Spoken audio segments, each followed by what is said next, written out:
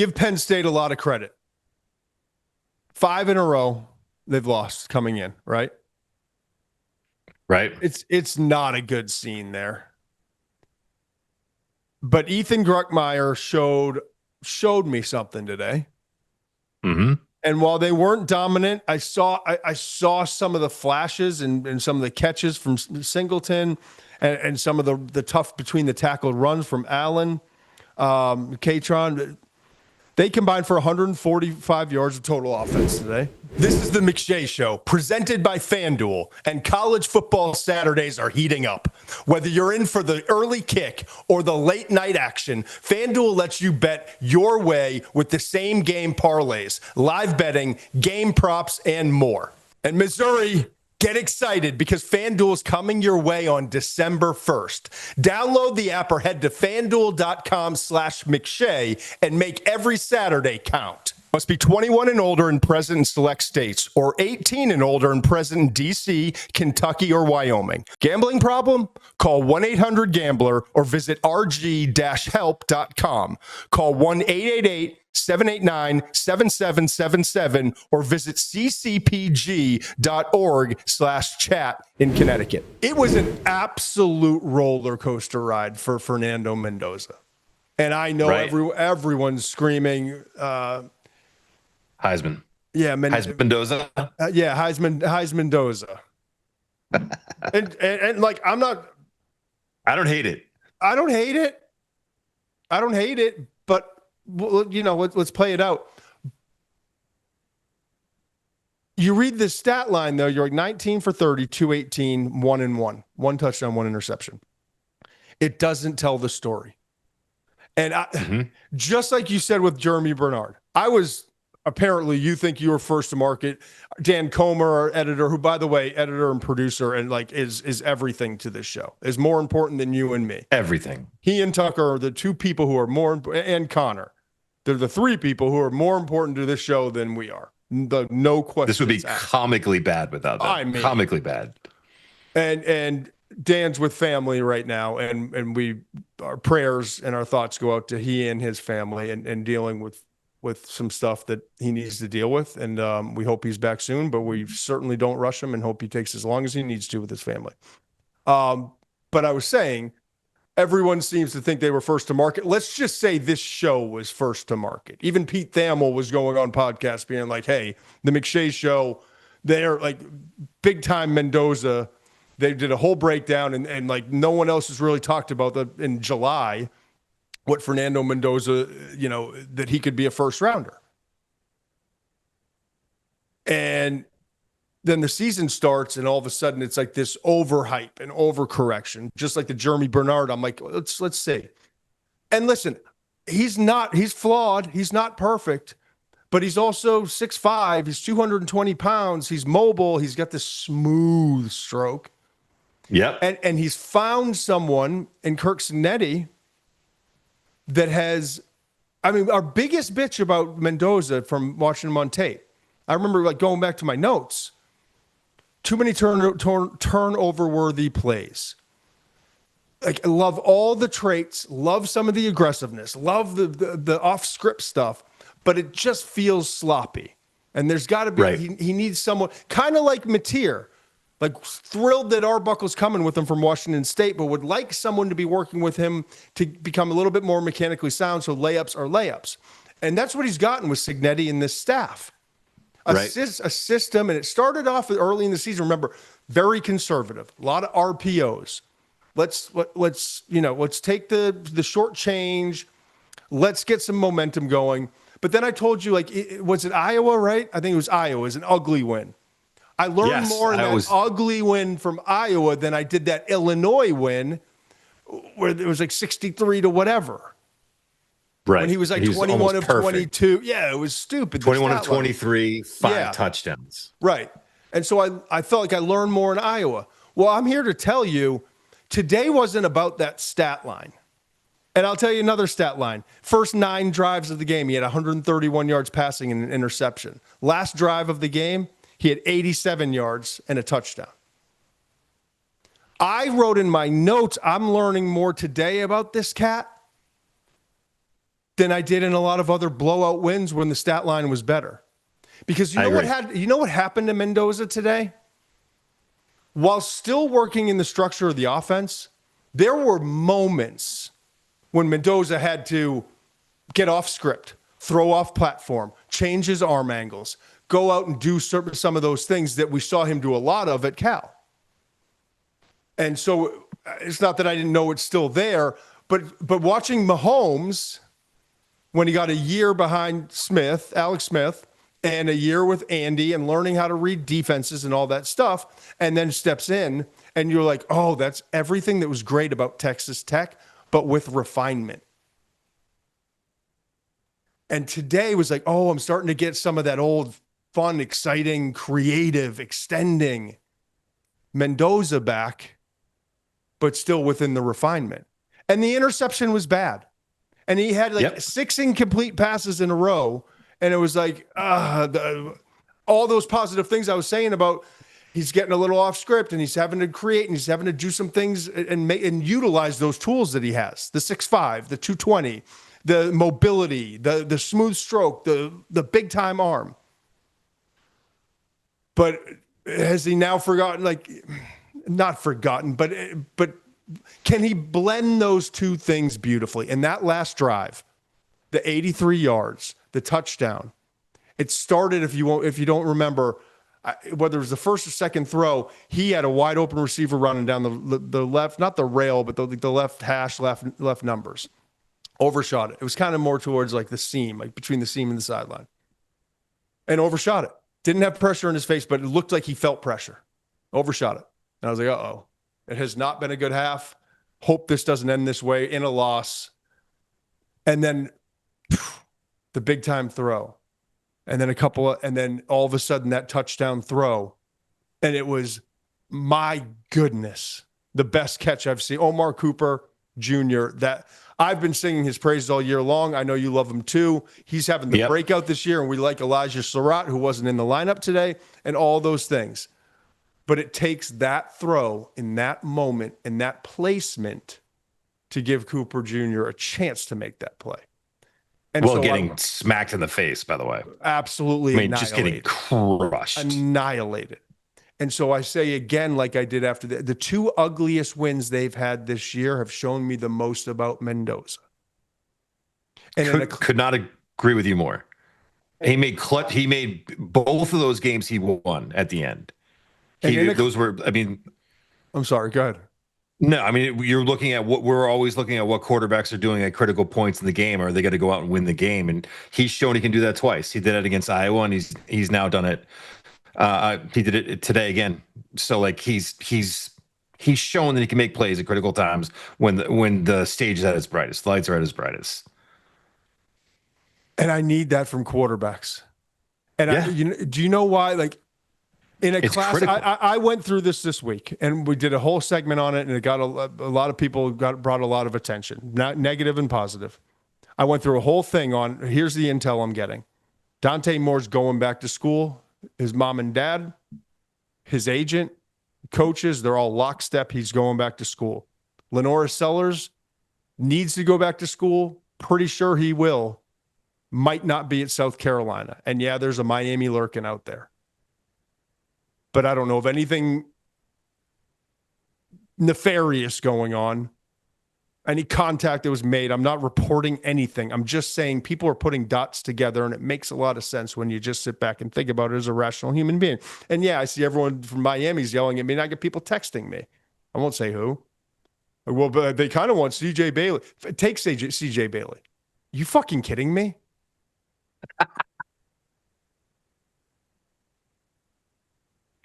You know how I feel. Lenora Sellers legitimately is a number 1 overall draft pick talent.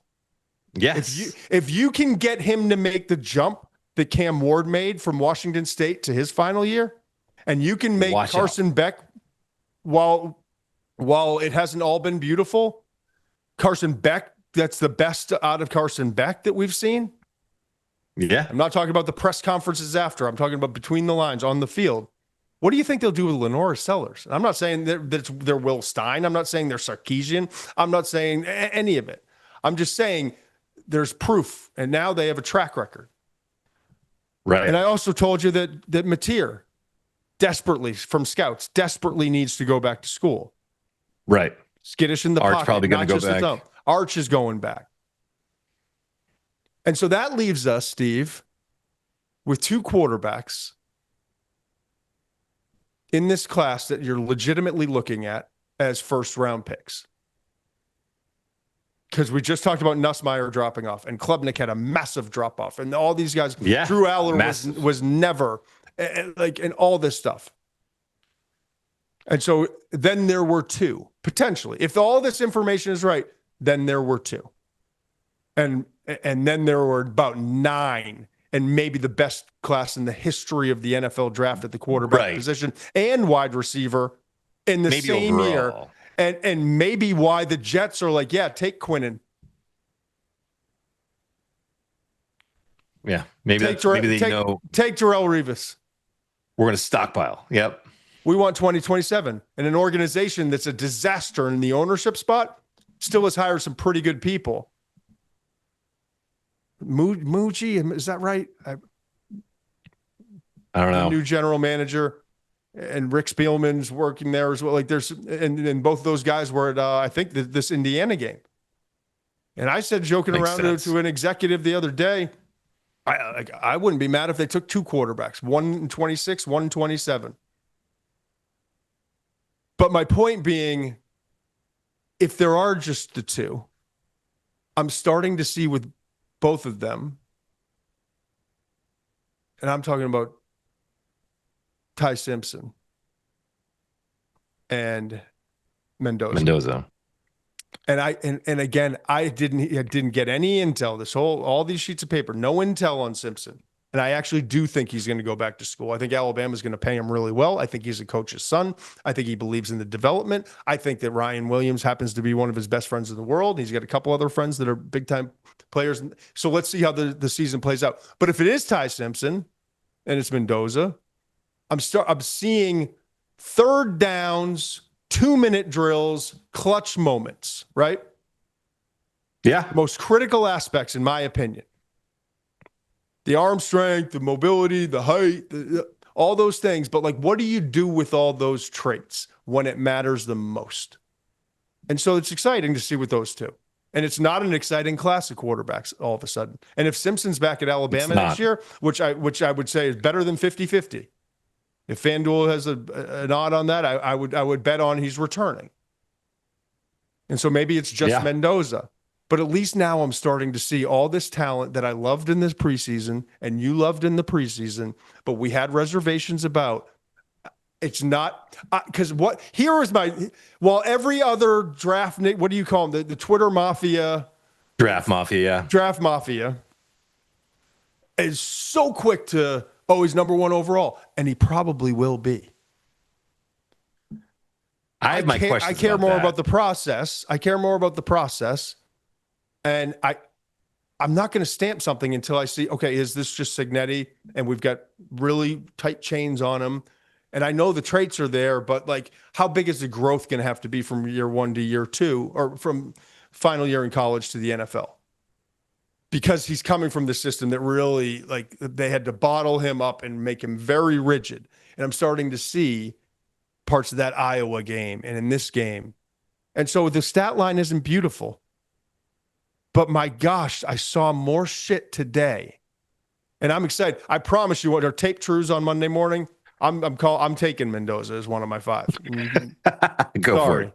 You get the next pick. We'll do a draft. People listen, when I talk about him, I think people think I'm a hater, and I have reservations about him being 1st overall. And I can say those things in the same breath as saying I'm really impressed with some of the throws that he makes, and I'm really impressed the way that he was against Penn State today in that last drive. And I'm really impressed the way he was against Iowa in that last drive, especially because when you look at those games specifically, both of those defenses really tried to heat him up. I mean, they really got after him. They were free runners, and he was getting hit, and it's at a big point in the game, and he's still making plays. I have all the respect in the world for him.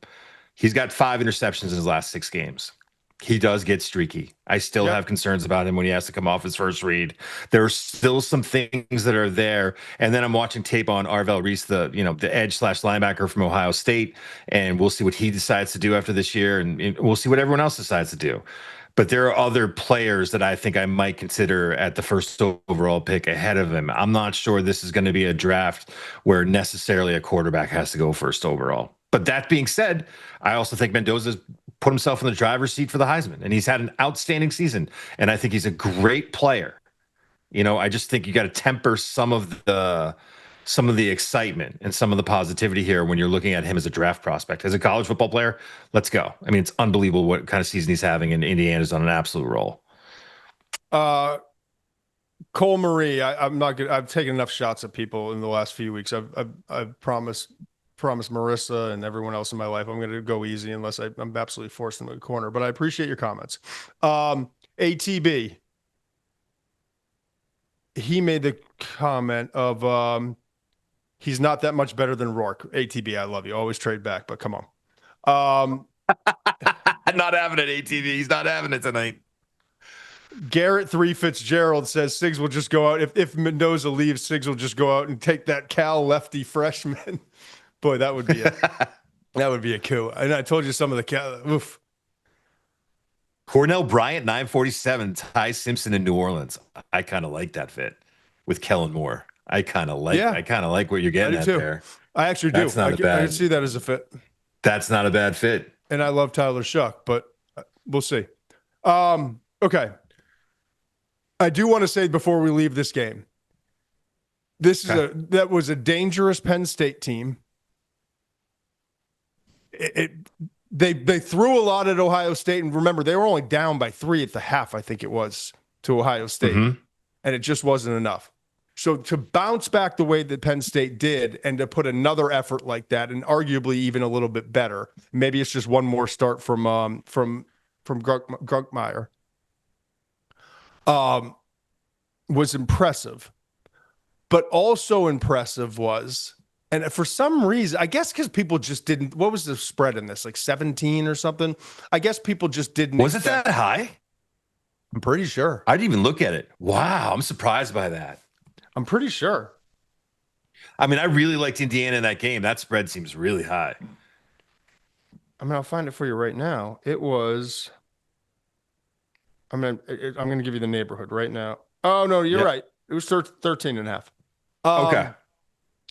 Anyway, but for whatever reason, when a team that doesn't have a ton of NFL guys, although Indiana's going to have more players drafted this year, or 2026, I should say, this upcoming draft, than in my lifetime in a single draft. And they had more last year than they've had. I did that over the summer, more last year than they did in like a couple decades, with just like 3 or 4 or whatever it was. So, but when Elijah Surratt doesn't play, and that's not like big news, that's surprising to me. And so Surratt's not in. And then you look up, and Omar Cooper, and I want to put Omar Cooper didn't put up, he had the catch of the year. And I wish we had video. We don't have video, and so there's only so much we can do with it. But anyone who watched the game, and if you haven't watched the game, you've seen it on social media or wherever you ingest your highlights. It was almost not humanly possible. It was almost not humanly possible to get one of those feet in, but especially the back foot without the front foot. I mean, it defied. Everyone keeps saying 2 feet. I didn't see 2 feet. It wasn't 2 feet. I saw 1 foot. It was 1. It was 1. But it's all that matters. But my point is, so you say, all right, well, Cooper's going to step up and have a monster day, and then you see that catch, you're like, oh, Cooper, he was awesome today. Yeah, he was, because he made that catch. Outside of that catch, folks, was that a 22-yard touchdown catch? Yeah. Was it that? I don't know if it was that. I don't know. Well, whatever. You know what? I can find it. I don't know why I'm saying that. I'll find it right now. Without that, he had 5 catches on the day for like 20 yards. 7. That was a 7-yard catch. Okay. So without that catch, he had no touchdowns, 5 catches for 25 yards. And you're saying, Todd, would you land this plane, please? You keep dancing around where you're trying to go. My point is, Surratt's out. Cooper has a poor day by his standards before that last catch. Who's going to step up? And my spotlight player of the day, because if this guy, and yes, the catch and the Mendoza and all the moments, but if this guy, Charlie Becker, doesn't have the day he has, Indiana's got a loss. This whole thing's in turmoil. The Big Ten's kind of feeling like, you know? Yes. It felt really good to have two teams at the top undefeated. Becker comes in with 7 receptions for 157 yards and a touchdown in the first 8 games of the season, Steve. Today, he has 7 for 118. 6'4", 210-pounder. You talk about Sig just identifying talent and a guy who's an ex-receiver. In case Surratt goes down, all of a sudden, here we go.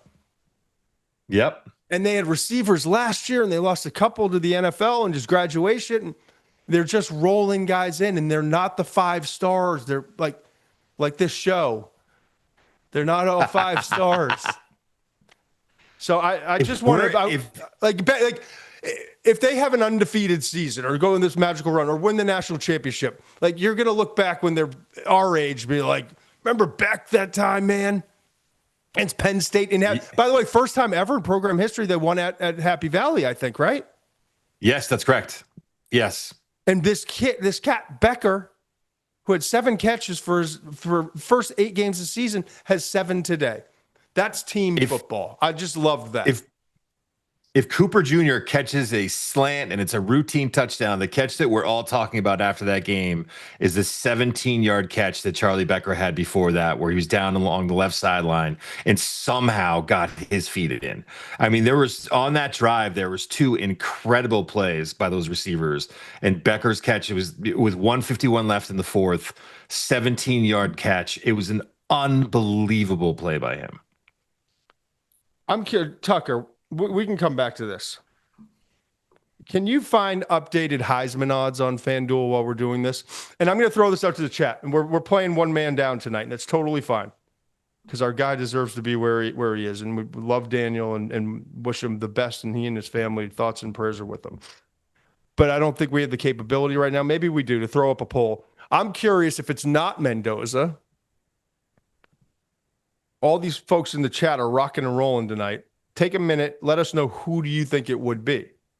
And as I say that, I'm asking you, Mensch, someone else out there. Julian Sayin is the name that's been thrown out, right? Okay. Mm-hmm. I'm curious too.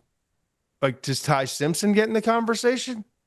Because how about Jeremiah Love? I mean, Jeremiah Love needs. I was stalling to get there because I'm surprised. I saw a couple big runs today. Apparently 13 carries for 94. What did he have receiving then?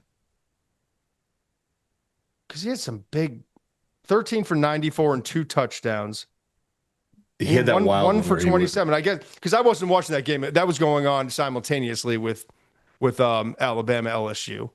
And in my house, if Clemson's on, Clemson's getting one of the 4 boxes. And tonight, I lost the first floor of my house because I got the 4 kids downstairs watching Clemson, Florida State. I'm like, guys, that's like a combined record of 6 and 11 or whatever, 12. And they're like, right. Yeah, go beat it, old man. Go upstairs to your office. So I wasn't, but Love only had 1 catch for 27. But I must have caught the 27-yard catch and the 2 touchdowns. But he's having an awesome year. And Notre Dame's relying a lot on him after the very slow start to the season. Right. And it was the 24 for 228 against USC, and it was the 17 for 136 against BC. But I don't think it's enough at the running back position to overcome some of this quarterback stuff. I don't either. I think he goes to New York, but I think you're right. I don't think he's got a real shot of winning it right now. Tucker, I know I messed with you last week on the chat, Tucker, but I hopefully made up for it this week, explaining how much I love Tucker. Not only he's the best at what he does, but he is a wonderful human being, truly. But back to the best, he's the best at what he does. Like, how quick was that? Julian saying Ohio State plus 160. So he's still the lead. We'll see if this changes tomorrow. Right. Mendoza's plus 175. Ty Simpson is plus 450. Then Marcel Reed, Pavia, and Stockton are kind of way on the outside looking in. 700, 2,000, 2,000. Must be 21 plus and present in select states. For Kansas, in affiliation with Kansas Star Casino. Or 18 plus and present in D.C., Kentucky, or Wyoming. Gambling problem? Call 1-800-GAMBLER or visit rg-help.com. Call 1-888-789-7777 or visit ccpg.org/chat in Connecticut or visit mdgamblinghelp.org in Maryland. Hope is here. Visit gamblinghelplinema.org or call 1-800-327-5050 for 24/7 support in Massachusetts or call 1-877-8-HOPE-NY or text HOPE-NY in New York.